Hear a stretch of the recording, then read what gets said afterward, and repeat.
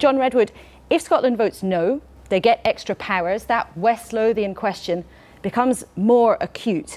What should happen in simple terms? Well, I think we've got lopsided devolution, and it would be even more lopsided if we just gave more powers to Scotland. I think we want fair devolution. So I would say that all the powers that are devolved to the Scottish Parliament in Edinburgh should be devolved to the English Parliament in Westminster. We're happy to do both jobs. Should be devolved to the Welsh Assembly in Wales. I think it should be fair. I don't think we should have first and second class devolution for Scotland and Wales and then no devolution for England. And the one thing I did not disagree with was we don't need two education secretaries. There would be an English education secretary in the English Parliament, but there wouldn't be a union education secretary because there's a Scottish education secretary and there'd be a Welsh education secretary. Peter Hain, he's right, isn't he? I mean, it would be even more farcical to carry on as we are with Scottish MPs having a say over matters that don't affect their constituents, because there'd be fewer decisions about Scotland taken at Westminster. The status quo is dead, whatever happens next Thursday. What we need to do, I hope there'll be a no vote, I expect there will be. But what we need to do in that event is move to what Britain has really been going towards, which is a federal structure. Now that should have more powers for Wales, more powers for Scotland, and more powers for England, which is the most centralised part of the United Kingdom now, highly centralised in London.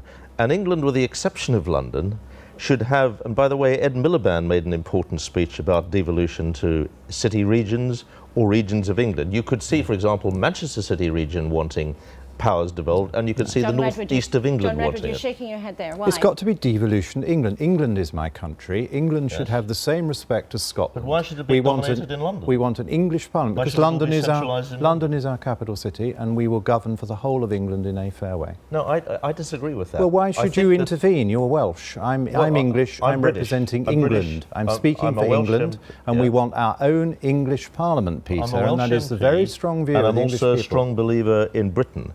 And what we need is a federal structure based constitutionally in Westminster. I mean, it's a nonsense, for example, that our existing Parliament in Westminster could in principle abolish the Scottish Parliament and the Welsh Assembly. It would never happen, but it's a constitutional nonsense that still possibility exists constitutionally. You need to define it as a federal structure, and I don't think most people in England want to be run from London.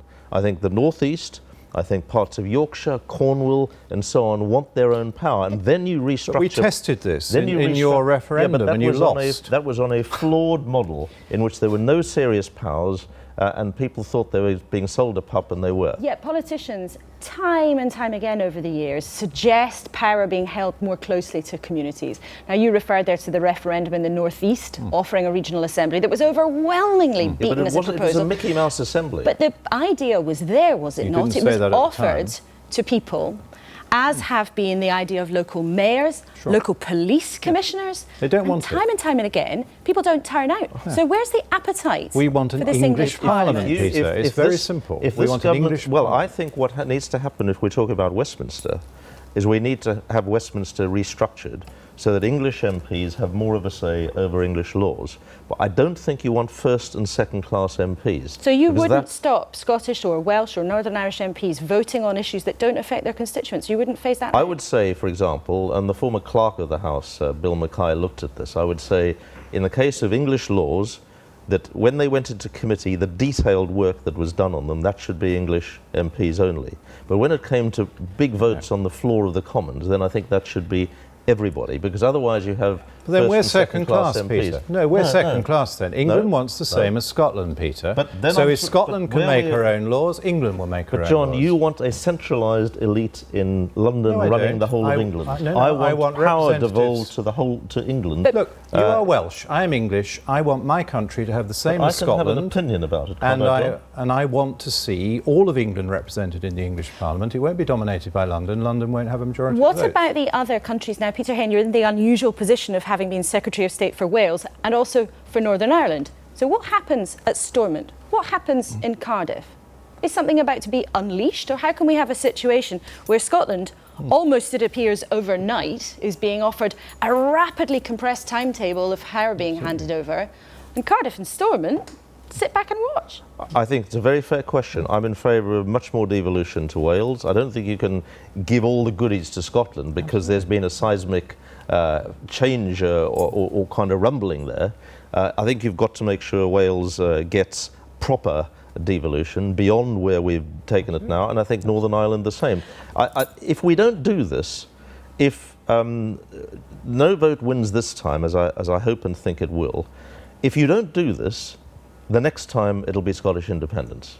Because I think people are fed up with the Westminster class, not just in Scotland but elsewhere, in other parts of England and Wales as well, and they want big change and they want more say. It might be rather a shame for those voters in Scotland, still about half, who want to stay with the Union, that it's only now that Westminster politicians have actually been waking up to what they want. John Redwood, if the Union is lost, many of your colleagues are clear privately that in their view the Prime Minister will have to resign. Is there a chance of that? No, he's made very clear that he will not resign. He had to do this. He had to offer the referendum. It wasn't in his gift to say no. Once Scotland had elected a majority Scottish nationalist government wanting independence, the only fair thing to do is to put it to the people. It's not his fault if it is lost. I hope it's won for keeping the Union together, but if it is lost, that is the result in Scotland, and we shouldn't regard it as a commentary on him.